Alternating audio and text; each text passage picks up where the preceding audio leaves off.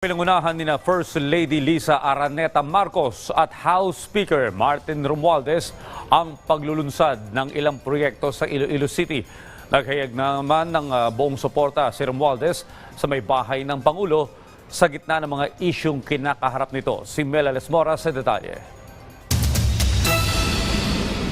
Para iba yung matugunan ang mga pangangailangang medikal sa Visayas at maging sa Mindanao, isang bago at state-of-the-art 15-story tower complex ang itatayo ng pamahalaan sa West Visayas State University Medical Center sa Iloilo City. Kahapon, pinangunahan ni First Lady Liza Araneta Marcos at House Speaker Martin Romualdez ang groundbreaking ceremony nito. Naroon din sina House Deputy Majority Leader at Iloilo 1st District Representative Janet Garin, House Appropriations Committee Chair Elizalde Co, Commission on Higher Education Chair Popoy de Vera at iba pang opisyal. Ayon kay Speaker Romualdez, simula pa lang ng termino ni Pangulong Ferdinand R. Marcos Jr., paghatid na ng dekalidad at maasahang healthcare services ang isa sa mga prioridad niya.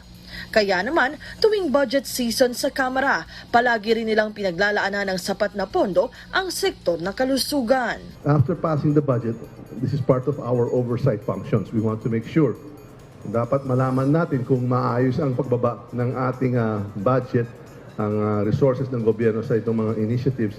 Kaya nagpapasalamat ako na parating sumasama sa atin dito ang ating mga kongresista kasi teamwork talaga to.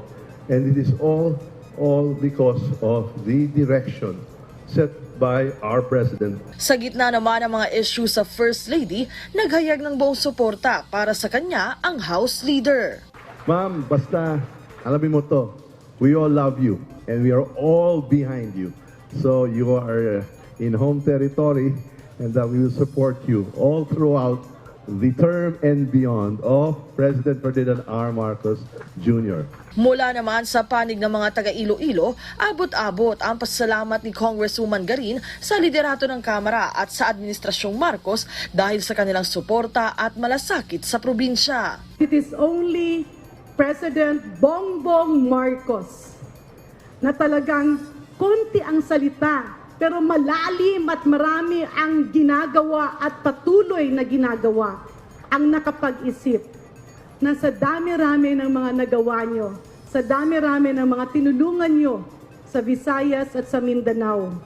Bakit nga ba naman hindi na gawing totoo ang bahay na pagsisilbihan ng ating mga magagaling na doktor? Bukod naman dito, pinangunahan din ni Speaker Romualdez ang town hall meeting sa probinsya kasama ang mga magsasaka at mangingisda kung saan inilatag din ang mga agricultural program ng gobyerno. Ang mga magsasakang lubos na apektado ng El Nino nakatanggap din ng pinansyal na ayuda. Para naman sa sektor ng edukasyon, nasa 1,500 estudyante rin ang nabigyan ng tulong sa ilalim ng inilunsad na Integrated Scholarship and Incentives Program o ISIP sa lalawigan. Sa isang talumpati, ibinida ni Chair de Vera ang mga inisyatibong nailunsad na nila sa ilalim ng kasalukuyang administrasyon. I'd like to inform our First Lady and our Speaker that there are more than 3,000 students now full scholar under the Doktor para sa Bayan Law, under the leadership of President Bongbong Marcos.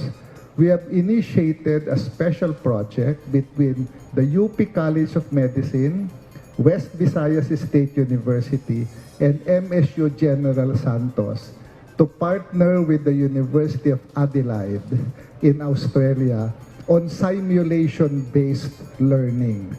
We have provided them equipment, state-of-the-art equipment, the 3 universities, similar to the equipment being used in the University of Adelaide. Dahil naman sa iba't ibang proyekto ng gobyerno sa Iloilo, taus-pusong pasalamat ang mensahe ng mga benepisyaryo nito.